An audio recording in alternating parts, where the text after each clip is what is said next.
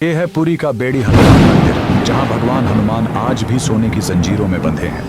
लेकिन जिस हनुमान को रावण जैसा अहंकारी नहीं बांध सका, उसे इस मंदिर में किसने, क्यों और कैसे बांधा? इस मंदिर की कहानी शुरू होती है समुद्र की भक्ति से, जो पूरे पुरी शहर के लिए एक महासंकट बन गई। समुद्र देव अपनी भक्ति में इतने व्याकुल थे कि वो भगवान जगन्नाथ के चरण छूने के लिए अपनी विनाशकारी लहरों के साथ बार बार पूरे शहर को तहस नहस कर देते थे। इस महाविनाश को रोकने के लिए भगवान जगन्नाथ ने हनुमान जी को समुद्र के किनारे पहरा देने के लिए तैनात किया, और समुद्र रुक गया, लेकिन सिर्फ कुछ समय के लिए। लेकिन रुकिए, भगवान जगन्नाथ एक बात भूल गए थे। जब भी पुरी शहर में कहीं भी राम भजन या कीर्तन होता, हनुमान अपना पहरा छोड़कर वहां पहुंच जाते, और उनके जाते ही समुद्र को फिर से मौका मिल जाता और शहर पर फिर से संकट आ जाता। तब भगवान जगन्नाथ ने वो किया जो कोई सोच भी नहीं सकता था। वो खुद उसी समुद्र तट पर आए और हनुमान से कहा, तुम्हारी शक्ति इतनी है कि तुम्हें कोई और नहीं रोक सकता, इसलिए आज मैं स्वयं तुम्हें कर्तव्य की इन बेड़ियों में बांध। ये नेपाल की वो झील है जिसे खुद भगवान शिव ने अपने त्रिशूल से बनाया था।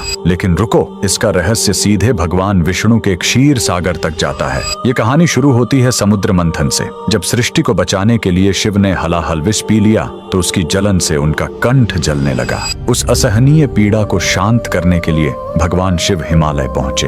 वहां उन्होंने अपने त्रिशूल से एक चट्टान को तोड़ा और उससे निकली जलधाराओं ने एक पवित्र झील का निर्माण किया, जिसे आज हम नेपाल के गोसाई कुंड के नाम से जानते हैं। शिव ने इसी शीतल जल को पीकर अपनी पीड़ा शांत की। लेकिन रुकिए, इस झील का रहस्य यहीं खत्म नहीं होता। इसी हिमालयी क्षेत्र से कुछ किलोमीटर दूर नीचे काठमांडू घाटी की तलहटी में एक और चमत्कार है, बूढ़ा नीलकंठ मंदिर। यहाँ जल के बीचों बीच 5 मीटर लंबी एक ही काली चट्टान से तराशी गई भगवान विष्णु की अद्भुत प्रतिमा है, जो शेषनाग की शैया पर शयन कर रहे हैं। और अब वो रहस्य जो इन दोनों स्थानों को जोड़ता है। स्थानीय मान्यता है कि गोसाई कुंड का जल भूमिगत रूप से सीधे बूढ़ा नीलकंठ के इस सरोवर तक आता है। लोग मानते हैं कि अगस्त के महीने में जब गोसाई कुंड में जनई पूर्णिमा का मेला लगता है, तो बूढ़ा नीलकंठ के इस सरोवर में भी दूध जैसी सफेदी दिखाई देती है, मानो शिव के कुंड की शीतलता और पवित्रता यहाँ तक पहुँच गई हो। अगर आप भी महादेव के भक्त हैं तो कमेंट्स में जय श्री हरि जरूर लिखें।